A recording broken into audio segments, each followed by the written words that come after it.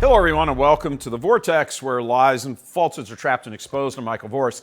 Catholic internet personalities and media types have a duty to bring you the entire story when relaying to you what's going on in the church, as well as the world as that news relates to the church. To cherry pick data points, deliberately leaving out other data points, is dishonest.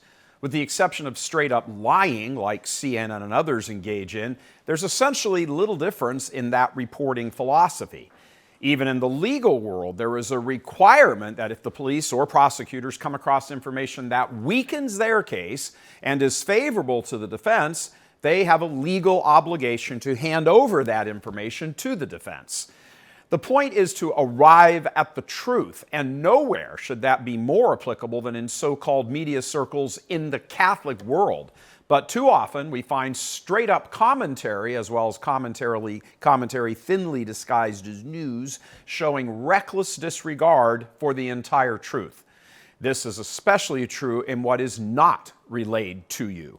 Catholic media and internet personalities quite often will support a certain person or cause and align themselves with it without sufficient vetting or research.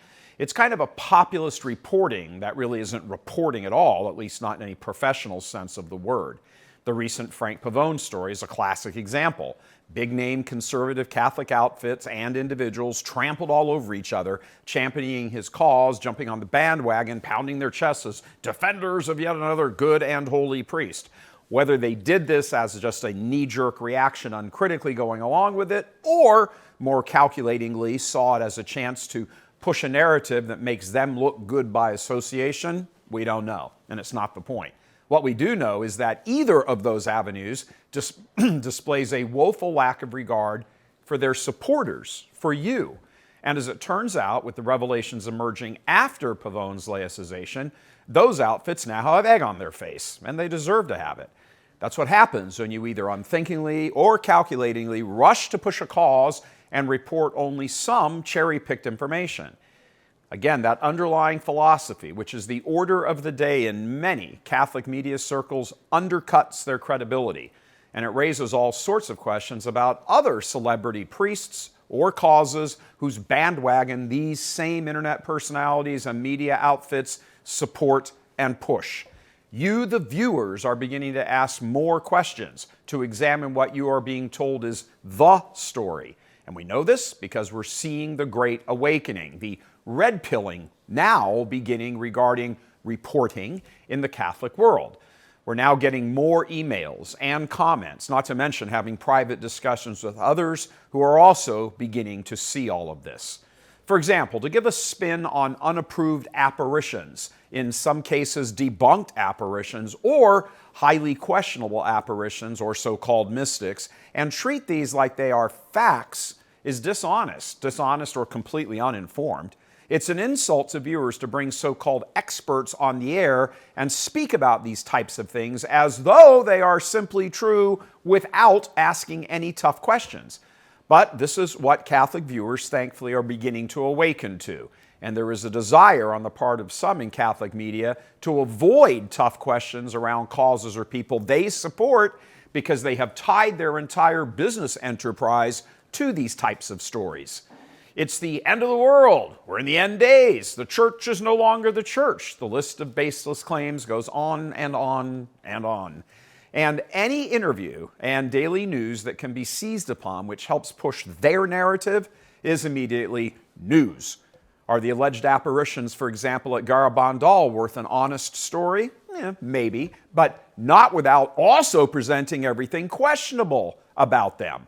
Church history is riddled with phony apparitions and mystics, and to weave these events into a narrative only serves to confuse viewers and readers, as well as also muddying the waters that the storylines eventually begin to take on a life of their own as if they are true. One of the favorite yarns spread by cherry-picking media types is that the schismatic group, the sspx, is pretty much cool and a viable option for Catholics fed up with the modernist crisis in the church. It's not cool. It's actually cringy. Notice how part of that narrative line is true. There is a modernist crisis in the church, and many Catholics are fed up with it. Check, check. But that truth is then taken and run with as though the schismatic SSPX is a viable option or great response to the crisis. Again, it's not. A number of years ago, Cardinal Burke, the leading canonist on the planet and perhaps in the history of the world, hat tip, Your Eminence, was asked point blank, is the SSPX in schism? Here was his answer. Yes, absolutely, without a doubt. That's a quote. And I know that firsthand because I was the person who asked him that question. Sidebar, he has since later publicly confirmed that the SSPX is in schism multiple times, so I'm not revealing information from a private conversation because that particular information is no longer private. For someone at the level of Cardinal Burke to openly state that seems like it should be a major story, right? For the Catholic internet personality industry to report on, right? Yet not a peep. Completely avoided, sidestepped, and buried. If they were to report on that, they would begin to unravel their own narrative and frankly impact their bottom line. One notable internet personality, in fact, just a few days back, went directly against Cardinal Burke without saying it and declared the SSPX is in full communion with Rome. What? Now, how could that sort of claim be made in the face of Burke, again, the leading canonist on the planet, saying quite succinctly that the SSPX is in fact in schism? Either the talking head simply doesn't know their stuff, which means you have to ask yourself why you're listening to them, because how much more are they popping off about that they don't know? Or are they deliberately avoiding the truth in their commentaries and story treatment? And that's even more serious. The SSPX is in schism. And what's more, Cardinal Burke even went on to add this very important point. He said, quote, "The fact of the matter is that the priestly society of St. Pius X is in schism since the late Archbishop Marcel Lefebvre ordained 4 bishops without the mandate of the Roman Pontiff. And so, it is not legitimate to attend Mass or to receive the sacraments in a church that's under the direction of the priestly society of St. Pius X, closed quote. You will not, we guarantee it, ever hear that being presented to you or discussed on multiple SSPX supporting and therefore schism supporting Catholic media internet sites. Pope John Paul II officially declared it so in 1988 when Archbishop Marcel Lefebvre again broke away from the church by illicitly consecrating those 4 bishops in express disobedience to Pope John Paul, who had ordered him not to do that. Here are Pope John Paul's words and declaration immediately following Lefebvre's actions. His words, not church militants. Quote, "In itself, this act was one of disobedience to the Roman Pontiff in a very grave matter and of supreme importance for the unity of the Church, such as is the ordination of bishops whereby the apostolic succession is sacramentally perpetuated. Hence, such disobedience, which implies in practice the rejection of the Roman primacy, constitutes a schismatic act." Close quote. A bishop disobeying the Pope and consecrating his own bishops is the textbook definition of a schism. Lefebvre was and remains excommunicated, even in death. This is virtually never mentioned by the SSPX supporting Catholic media, who tons of you tune into, who keep their warm embrace of this schism largely out of the public view. They should be straight up questioned to publicly go on the record and state, yes or no, do you support the SSPX or not? What is their editorial position? Not to have them rule on whether it is in schism, but what is their editorial position on it? Church militant has. Our editorial position is quite clear. The popes have declared that the SSPX is in schism, and since Peter has said so, there is no more debate, case closed. Then along comes Pope Benedict, who had a very soft spot for the SSPX because of his love for the traditional Latin Mass, which they offer. He bent over backwards for years doing everything he could do to bring them back into communion with the church. His efforts failed. The sspx wanted nothing to do with being reunited to Rome because of their belief that Vatican II was heretical. In the end, for the good of the church, Benedict was forced to rule, quote, "This will make it clear that the problems now to be addressed are essentially doctrinal in nature and concern primarily the acceptance of the Second Vatican Council and the post-conciliar magisterium of the popes."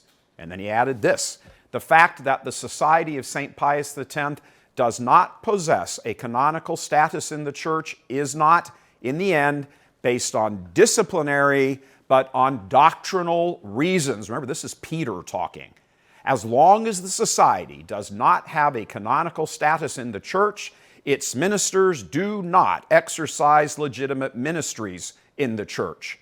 In order to make this clear once again, until the doctrinal questions are clarified, the society has no canonical status in the Church, and its ministers, even though they have been freed of the ecclesiastical penalty, do not legitimately exercise any ministry in the Church." Closed quote.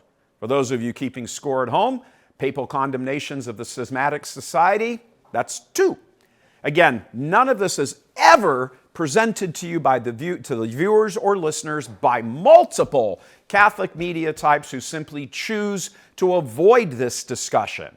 Why they choose to avoid it, well, we'll leave that to you to decide. Then there is the latest, Pope Francis, who likewise, just last year, also called the schismatic society schismatic. He said this with regard to the previous goodwill gestures offered to the sspx by both John Paul and Benedict and their actions. And here's what he said of their actions: that they were, quote, "motivated by the desire to foster the healing of the schism with the movement of Archbishop Lefebvre." Again, for those of you sitting at home keeping score, every pope since the illicit consecrations done in 1988 has condemned the society's actions using the word schism. But our point here is not to revisit these couldn't be more clear pronouncements, but to present to you, the Catholic faithful, how you are being deceived by popular Catholic media personalities and groups who do not tell you all this. They're not saying all this to you out of either 1, ignorance, which is a little hard to swallow, or 2, even worse, deception, which is always willful and intended by definition, as opposed to just ignorance or a mistake. People who present themselves as knowledgeable, yet either are not, or worse, actually deceiving you, are not to be trusted, no matter how much you may like them or even how right they may be on other points. And it is not uncharitable to say this. In fact, in the media world, calling out fake news is a responsibility. How many of you listening to this cheered Donald Trump when he called out CNN as fake news? Heck, chants began at his rallies like that. Yet in the Catholic world, somehow calling out the fake stuff is forbidden, or it's not nice, or it's mean. Fake is fake no matter what is being reported, or in most cases not being reported. Most people, because they're so busy with their day-to-day lives, they don't have the time and often the expertise to explore all of these things critically. They just tune into personalities they like and they ascribe what is sometimes an unwarranted trust and then simply believe them. Whether it's about unapproved apparitions or UFOs signaling the end of the world or famous cardinals being secretly murdered or groups being officially declared as schismatics as somehow all of a sudden being in full communion with Rome, it's all fake news. Why would a faithful Catholic accept so accurately and quickly the truth of the fake news in the secular world, but turn such a blind eye to it happening in the Catholic world? That question needs exploring. God love you. I'm Michael Voris.